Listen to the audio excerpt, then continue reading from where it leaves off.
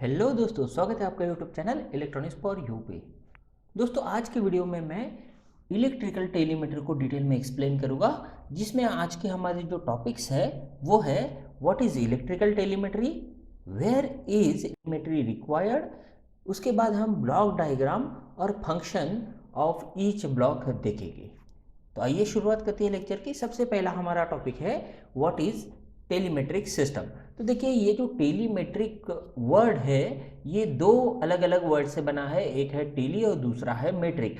तो ये दोनों जो वर्ड्स है ये ग्रीक लैंग्वेज से लिए गए हैं, और इसमें टेली का मतलब होता है रिमोट या फिर फार ऑफ यानी दूर, और मेट्रॉन का मतलब होता है मेजर। तो अगर हम दूर से कोई मेजरमेंट करते हैं तो वो रिलेटेड रहेगा टेलीमेट्रिक सिस्टम से।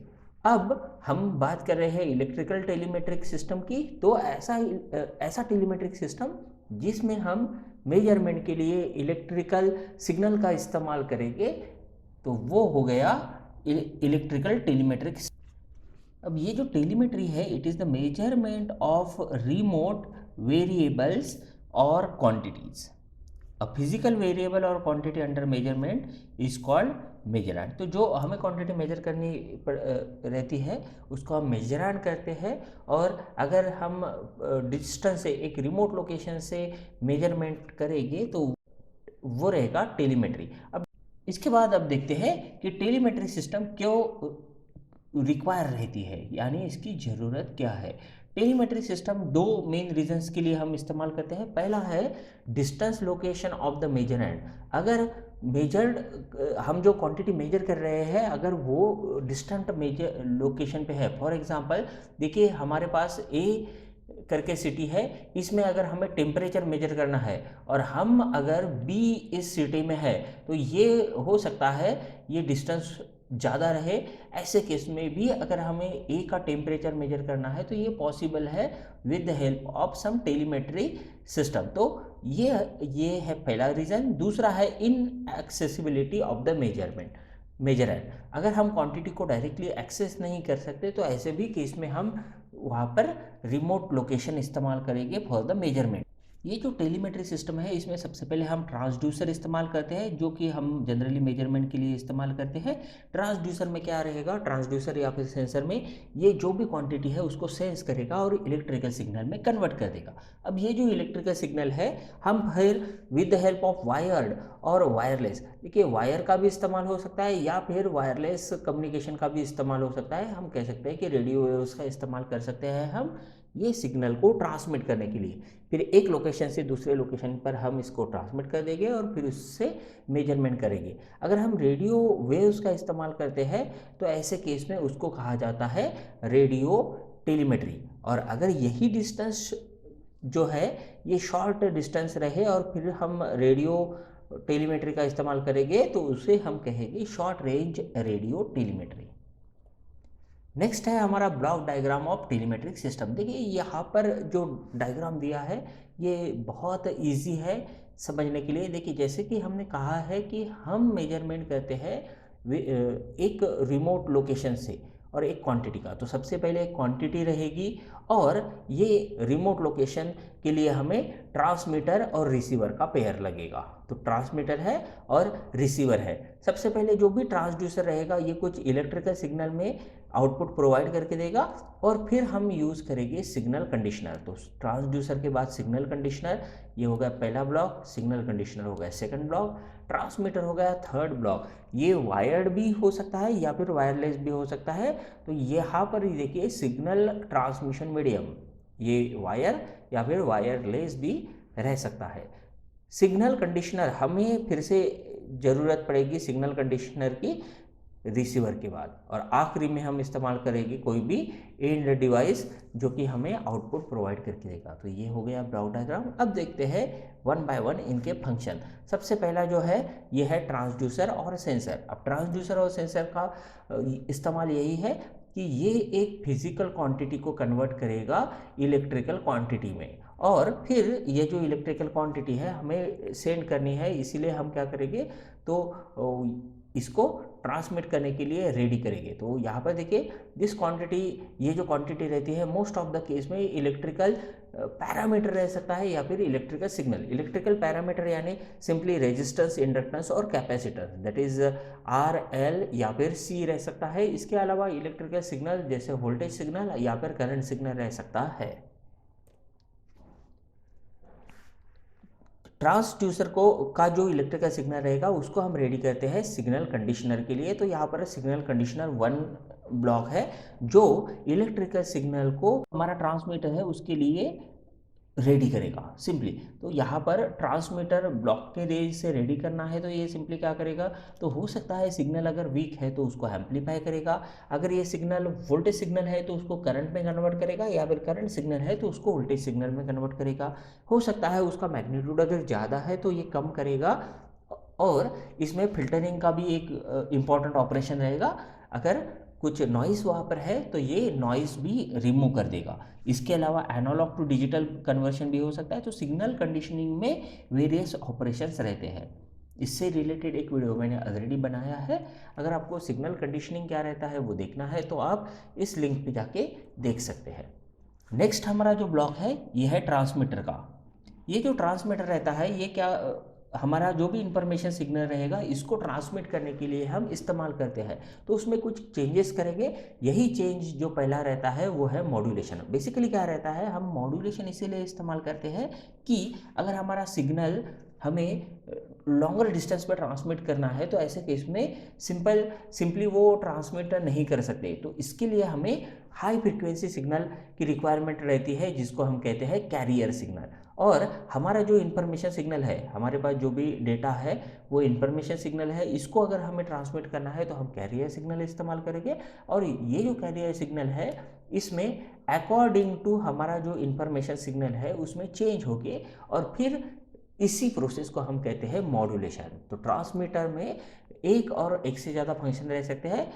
हो सकता है ये मॉड्यूलेशन करे या फिर एम्पलीफिकेशन। देखिए एम्पलीफिकेशन भी जरूरी रहेगा। हमारा सिग्नल वीक है तो उसको उसकी स्ट्रेंथ इंक्रीज करने के लिए एम्पलीफिकेशन कह सकते हैं। यहाँ पर सिग्नल कन्वर्शन भी हो सकता है। अगर हमारे ट्रांसमीटर जो है उसका रिक्वायरमेंट रहा तो voltage to current conversion, current to voltage conversion, analogue to digital conversion, ये वेरियस टाइप्स के कन्वर्शन यहाँ पर हो सकते हैं और हम उसको ट्रांसमीटर के लिए इस्तेमाल कर सकते हैं। अगर हमें एक या एक से ज़्यादा सिग्नल ट्रांसमिट करना है तो उस प्रोसेस को कहते हैं मल्टीप्लेक्सिंग। तो यहाँ पर मल्टीप्लेक्सिंग भी हम कर सकते हैं। फॉर एग्जांपल मुझे टेम्परेचर, प्रेशर या फिर और एक क्वांटिटी ट्रांसमिट करनी है तो ये भी पॉसिबल है बाय यूजिंग मल्टीप्लेक्सिंग। ये मल्टीप्लेक्सिंग मोस्टली दो टाइप्स की रहती है। एक रहती है फ्रीक्वेंसी डिवीजन मल्टीप्लेक्सिंग, एफडीएम जिसे कहते हैं, और दूसरी रह सकती है टाइम डिवीजन मल्टीप्लेक्सिंग जिसे टीडीएम जनरली कहा जाता है। तो ये था ट्रांसमीटर। हमारा जो नेक्स्ट ब्लॉक रहता है टेलीमेट्रिक सिस्टम में वो है रिसीवर। हम वायर या फिर वायरलेस ट्रांसमिशन करेंगे। इसके बाद जो भी सिग्नल ट्रांसमीटर ट्रांसमिट करता है उसको रिसीव हम करेंगे, और ये जो रिसीवर है एग्जैक्टली अपोजिट ऑपरेशन करेगा जो हमने ट्रांसमीटर में किए थे। हमने ट्रांसमीटर में जो भी सिग्नल है, अगर ये सिग्नल वीक है तो उसको सबसे पहले एम्पलीफाई करना है, इसीलिए यहाँ पर एम्पलीफिकेशन प्रोसेस होगी। अब मॉड्यूलेशन के एग्जैक्टली रिवर्स प्रोसेस है डीमॉड्यूलेशन। यहाँ पर जो डीमॉड्यूलेशन है इसका मतलब क्या रहेगा, तो सिंपली हमने जो कैरियर सिग्नल और इंफॉर्मेशन सिग्नल इनको मिक्सिंग किया था प्रीवियस केस में, ट्रांसमीटर के केस में, तो डीमॉड्यूलेशन में यही इंफॉर्मेशन सिग्नल और कैरियर सिग्नल जो रहते हैं इनको अलग अलग किया जाता है, और फिर इंफॉर्मेशन उसमें से हम रिट्राइव करते हैं यानी रिकवर करते हैं। नेक्स्ट रहेगा सिग्नल कन्वर्शन। अब जैसे प्रीवियसली हमने बताया कि वोल्टेज टू करंट हो सकता है, डिजिटल टू एनालॉग या फिर एनालॉग टू डिजिटल, ऐसे वेरियस टाइप्स के यहाँ पर कन्वर्शन हो सकते हैं as per the requirement of transmitter. तो सेम यहाँ पर रिवर्स ऑपरेशन हम इस्तेमाल करेंगे जो हमने ट्रांसमीटर में किया था। आखिरी में रहेगा डीमल्टीप्लेक्सिंग। तो जैसे अलग अलग सिग्नल हम एक या एक से ज़्यादा signal at a time transmit करते हैं तो उनको सेपरेट भी करना पड़ेगा। तो ये जो सेपरेट करने की प्रोसेस है यहाँ पर डीमल्टीप्लेक्सिंग कही जाएगी। तो ये है रिसीवर। नेक्स्ट हमारा जो ब्लॉक है वो है सिग्नल कंडीशनर 2। फिर से ये जो सिग्नल कंडीशनर 2 है ये हमारा जो एंड डिवाइस है, क्योंकि इसके बाद आखिरी वाला जो डिवाइस रहता है एंड डिवाइस, इसके लिए सिग्नल रेडी करके देता है। तो सिग्नल कंडीशनर 2 का यही काम है। आखिरी में रहता है एंड डिवाइस। ये जो एंड डिवाइस है ये कुछ भी हो सकता है, जैसी हमारे सिस्टम की रिक्वायरमेंट रहेगी उसके अकॉर्डिंगली ये एंड डिवाइस यहाँ पर होता है। ये देखिए पर्पस पे डिपेंड करता है। यहाँ पर एंड डिवाइस हो सकता है एक सिंपली एनालॉग इंडिकेटर रहे जो PMMC टाइप का यहाँ पर हो सकता है, जिसमें कोई नीडल रहती है, जो नीडल मूव होती है और उस पर से हम मेजरमेंट के लिए इसे या फिर इंडिकेशन के लिए इसे इस्तेमाल कर सकते हैं। इसके अलावा एंड डिवाइस यानी एक डिजिटल डिस्प्ले हो सकता है जो कि मोस्टली LED या फिर LCD टाइप का डिस्प्ले होगा, या फिर हम डायरेक्टली कंप्यूटर पे भी इंफॉर्मेशन मॉनिटर स्क्रीन पे यहाँ पर डिस्प्ले कर सकते हैं। नेक्स्ट टाइप का जो एंड डिवाइस है हो सकता है वो डिजिटल स्टोरेज रहे। हमें इंडिकेट करने की, हमारी जो भी क्वांटिटी है उसको हर बार इंडिकेट करने की कोई ज़रूरत नहीं है। अगर हमें डायरेक्टली स्टोर करना है तो हम कोई डिजिटल मेमोरी इस्तेमाल कर सकते हैं और उसको स्टोर कर सकते हैं। आखिरी में एक और रह सकता है, अगर हमारे सिस्टम में कहीं पे हमने माइक्रो प्रोसेसर, माइक्रो कंट्रोलर इस्तेमाल किया है, डेटा प्रोसेसर इस्तेमाल किया है, तो ऐसे केस में हम उसको स्टोर करें या फिर उसको डिस्प्ले करें, इससे अच्छा है डायरेक्टली हम डेटा प्रोसेसिंग के लिए उसको दे सकते हैं और ये डेटा प्रोसेस होके जो भी इसका एप्लीकेशन रहेगा, अगर मुझे क्वांटिटी कंट्रोल करनी है तो वैसा भी पॉसिबल है in case of data processing.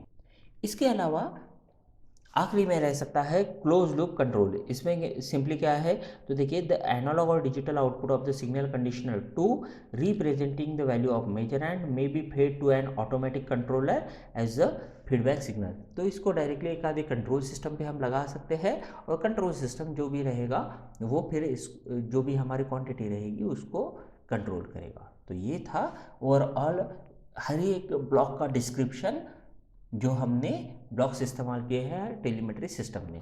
अब जो नेक्स्ट वीडियो रहेगा इसमें मैं करंट टेलीमेट्री और वोल्टेज टेलीमेट्री को एक्सप्लेन करूँगा। देखिए, ये जो टेलीमेट्री सिस्टम्स है इसको वेरियस टाइप्स में हम डिवाइड करते हैं। जनरली ये हो सकती है न्यूमेटिक, हाइड्रोलिक, लेकिन ये इलेक्ट्रिकल टेलीमेट्री नहीं है क्योंकि ये एनर्जी से रिलेटेड है। According to electrical telemetry, current telemetry, voltage telemetry या फिर पल्स टेलीमेट्री, पल्स यानी यहाँ पर डिजिटल टेलीमेट्री हम कह सकते हैं। आखिरी में रहेगा according to signal types, analogue और डिजिटल, ऐसे भी हम उसको डिवाइड कर सकते हैं। तो ये है various types of टेलीमेट्रिक system. Thank you.